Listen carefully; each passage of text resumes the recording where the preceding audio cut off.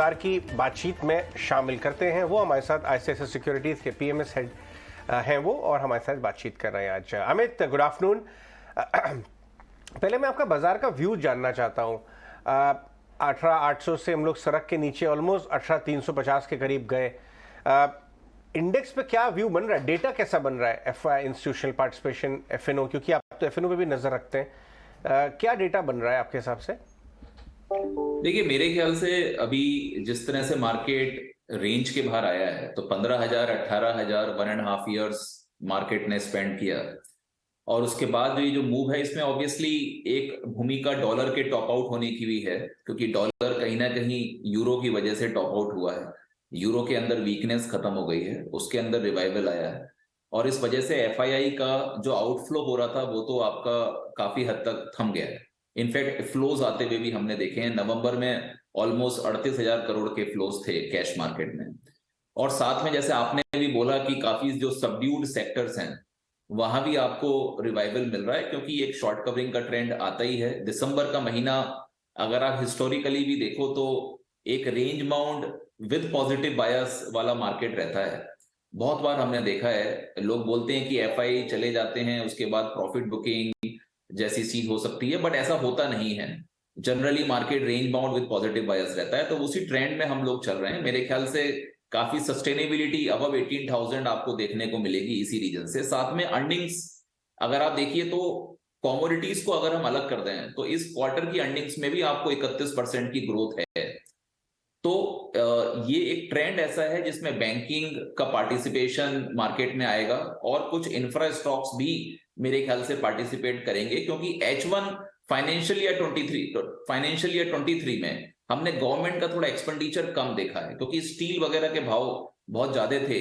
तो मेरे ख्याल से आज जब कमोडिटीज के भाव नीचे हैं, तो यहां से लेकर इलेक्शन तक मेरे ख्याल से आपको बैंकिंग और infra construction, those kind of activities आपको ज्यादा पिकअप मिलेगा 2024 के इलेक्शन के लिए। Okay, very interesting. ये तो अच्छी थॉट दी आपने। हमने देख रहे हैं कुछ ऑर्डर पिकिंग भी छोटे कंस्ट्रक्शन स्टॉक्स के ऊपर बढ़ गई है। कंस्ट्रक्शन स्लैश इंफ्रा, शायद आप जो बोल रहे हैं ऑलरेडी वो असर दिख रहा है। और वैसे भी हमने देखा है कि सरकार का बहुत बड़ा फोकस रहा है इंफ्रा कंस्ट्रक्शन पे। अब शायद प्राइवेट कैपेक्स भी आएगा। कुछ स्टॉक्स या एरियाज आप लेना चाहेंगे, जो शेयर करना चाहेंगे? कैसा आप इंफ्रा को और कंस्ट्रक्शन को कैसे खेल रहे हैं? Road construction companies, engineering companies, या कैसी? सो आई थिंक सबसे पहले तो हमको मार्केट लीडर के ऊपर ही जाना चाहिए, क्योंकि बहुत वैल्यू है। आप अगर एलएनटी को देखिए तो एलएनटी पिछले काफी 3-4 साल से उसका मार्केट कैप आपको 2 लाख करोड़ के आसपास ही था। इस बीच में आईटी कंपनीज जो एलएनटी के अंदर हैं उनके अंदर काफी अच्छा मूव था, बट यहां से एलएनटी में काफी चेंजेस हैं। आप देखिए उसकी जो वर्किंग कैपिटल रिक्वायरमेंट है टू द सेल्स, वो करीब 24% हुआ करती थी, आज 20% है। जो डेट है it has come down actually now significantly. In fact we have seen कि मिडिल ईस्ट के जो ऑर्डर बुक है वहां पर भी काफी बढ़ता हुआ देखा गया है। और उसके साथ साथ ये डिफेंस में भी हैं, ये स्पेस में 5 सैटेलाइट्स को भी लॉन्च करने वाले हैं। इन्होंने नॉन कोर एसेट्स को काफी बेचा है। इनकी जो हैदराबाद का प्रॉब्लम था मेट्रो का, वहां पर राइडरशिप काफी बढ़ गई है। तो मेरे ख्याल से ये जो ऑर्डर बुक पोजीशनिंग है और जो एफिशिएंसी है, यहां से स्टॉक को ड्राइव कर देगी। तो और अगर आप वेंडर कंपनी से भी बात करें एलएनटी की, तो कैश फ्लो पोजीशन बहुत स्ट्रांग है, जो दिखाता है कि ये जो मेजर प्लेयर है it is in a very strong position right now. तो मेरे ख्याल से समय की बात है, बट ये स्टॉक आपको काफी अपसाइड यहां से दे सकता है।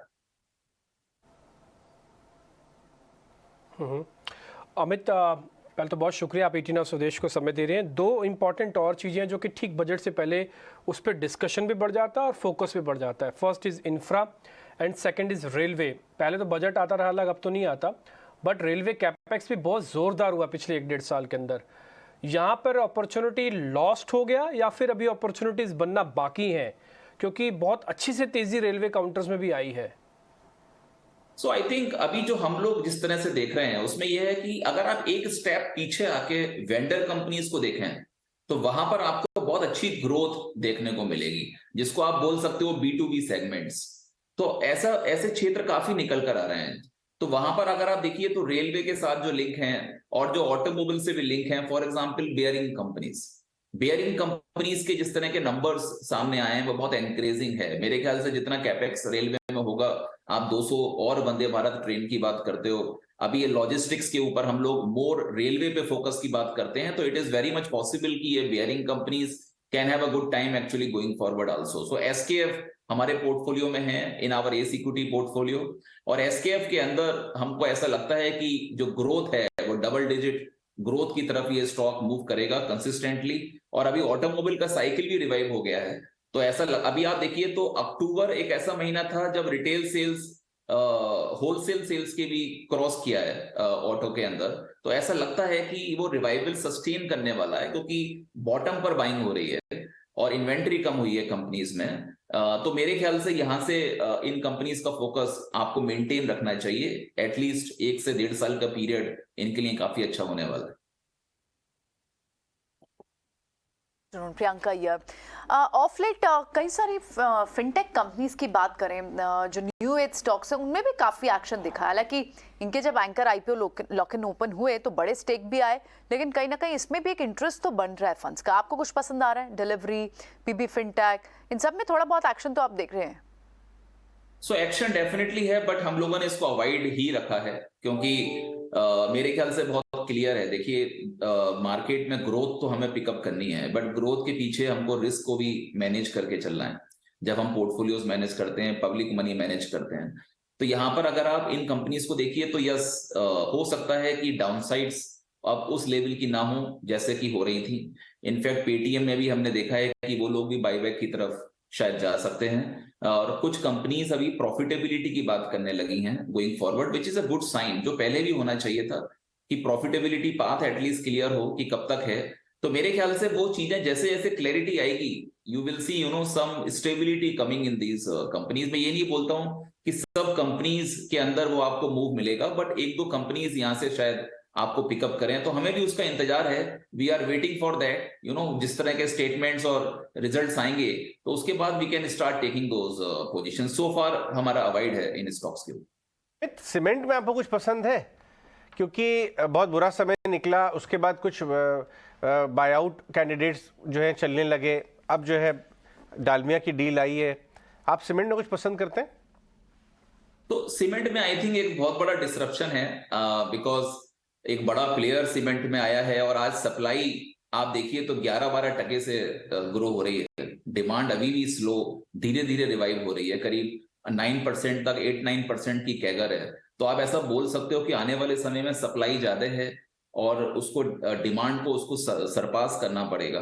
तो ये प्रेशर हमेशा सीमेंट स्टॉक्स पर रहने वाला है।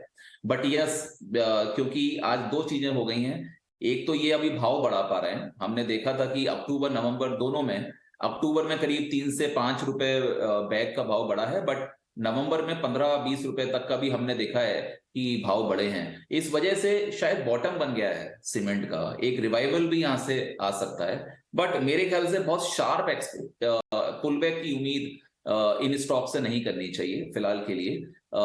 हो सकता है कुछ बहुत एफिशिएंट कंपनीज हों, जैसे श्री सीमेंट अगर आप देखिए तो उसका एबिलिटा पर टन हमेशा इंडस्ट्री से अच्छा रहता था। तो जब प्राइसेस बढ़ेंगे और कोकिंग कोल का प्राइसेस आज नीचे आ चुके हैं, तो उसका बेनिफिट डायरेक्टली इस कंपनी में सबसे ज्यादा आपको देखने को मिलेगा, जो बहुत ही एफिशिएंट कंपनी है, जिनके खुद के पावर प्लांट्स हैं, और यहां पर मेरे ख्याल से वो एक रिवाइवल में ये स्टॉक जा सकता है। बट जैसे मैंने बोला कि it's a trading bet now cement, just because of this disruption which is happening.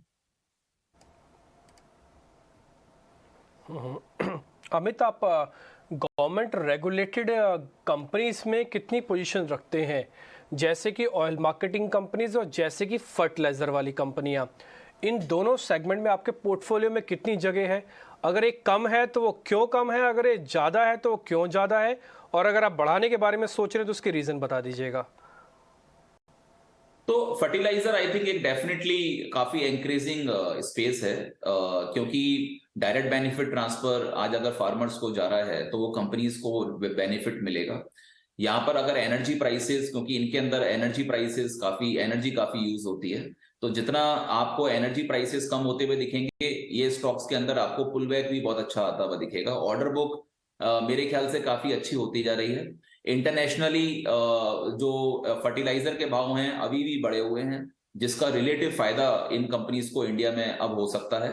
तो मेरे ख्याल से एक अच्छा बेस है, बट स्टिल अगर आप ग्रोथ के एंगल से यहाँ से देखिए तो कुछ कंपनीज जो सरकारी उसमें आती हैं, जैसे GSFC है, जहां पर आपको ज्यादा फर्टिलाइजर का वो मिलेगा, और उसकी स्टेक भी अगर आप देखिए तो कुछ अच्छी कंपनीज में, जैसे GNFC के अंदर GSFC का स्टेक है। तो मेरे ख्याल से यहाँ पर इट इज पॉसिबल कि आपको एक रिवाइवल आता हुआ दिखे। हम लोग अभी स्टडी मोड में ही हैं, हमने अभी तक कोई स्ट्रॉन्ग पोजीशंस इस स्पेस में अभी तक नहीं ली हैं। तो मेरे ख्याल से डेफिनेटली इंटरेस्टिंग स्पेस है गोइंग फॉरवर्ड। आज आप देखिए तो फार्मर्स के एंगल से अभी जो हार्वेस्टिंग हुआ है उसका डिले, देर से पैसा आया है। तो वो जो हार्वेस्टिंग के बाद जो पैसा आएगा उसके बाद वो आपको डिमांड फैक्टर मिलेगा। वो खाली फर्टिलाइजर में ही नहीं मिलेगा, वो आपको ऑटोमोबाइल में भी मिलेगा और कुछ एक और क्षेत्र हैं जहां आपको मिल सकता है।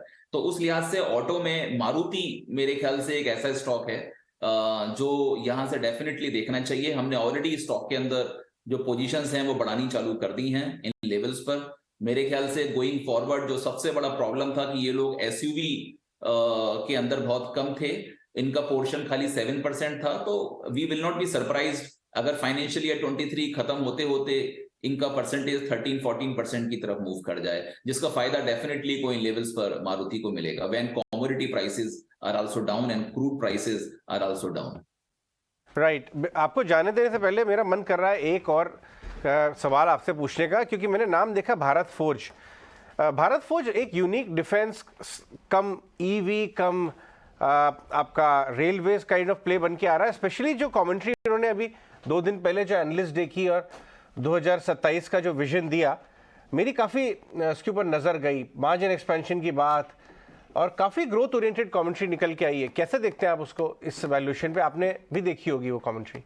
या डेफिनेटली मेरे ख्याल से काफी एनकरेजिंग है। देखिए आज डिफेंस में बहुत PSUs हैं, तो जैसे जैसे आप देखोगे कुछ प्राइवेट प्लेयर्स इस क्षेत्र में एंटर करेंगे, जो स्थापित प्लेयर्स हैं जिन्होंने अपना एक ट्रैक रिकॉर्ड ऑलरेडी दिखाया है। तो फोर्जिंग में आज one of the best player है भारत फोर्ज। इसके काफी रेवेन्यूज बाहर से आते थे, 68% रेवेन्यूज एक्सपोर्ट से आते थे। क्लास 8 ट्रक्स आपने देखा होगा बीच में बहुत अच्छी ग्रोथ चल रही थी, बट अभी थोड़े क्वेश्चंस भी हैं कि बाहर अगर ग्रोथ कम होगी तो क्या होगा। तो उसकी वजह से ये स्टॉक काफी समय से कंसोलिडेट कर रहा था। हमने देखा कि 800 रुपए के नीचे काफी कंसोलिडेशन हुआ है पिछले 6-7 साल में भारत फोर्ज के अंदर। बट अब जो ट्रेंड सामने आया है, ये डोमेस्टिक में आप देखिए तो डिफेंस की तरफ एंटर कर रहे हैं। 200 करोड़ का आर्मर्ड व्हीकल का ऑर्डर है।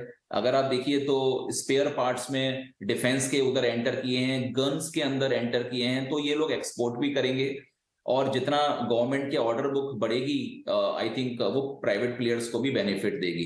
तो ये एक क्षेत्र है। दूसरा इलेक्ट्रिक व्हीकल्स के कंपोनेंट्स में है। आज EV में 127 करोड़ का कैपेक्स कर रही है ये कंपनी। तो मेरे ख्याल से एक जो लल पीरियड था वो खत्म हुआ है, क्योंकि ये ग्रोथ वाले सेगमेंट्स में एंटर कर रहे हैं। तो वेरी क्लियरली आज डिफेंस और इलेक्ट्रिक व्हीकल ये दोनों ग्रोथ सेगमेंट्स हैं, जिसका फायदा इस कंपनी को आने वाले समय में जरूर होगा। Double digit CAGR growth revenue की बात कर रही है कंपनी अगले 3 से 5 साल। तो मेरे ख्याल से ये एक ऐसा सीन लगता है कि शायद बॉटम बन रहा है और स्टॉक एक नए ऑर्बिट में जाने को रेडी है। ठीक है, बहुत बहुत शुक्रिया अमित आज समय देने के लिए और अपने ये कमेंट्स हमारे साथ शेयर करने के लिए बहुत बहुत शुक्रिया आपका। चलिए बढ़ेंगे आगे।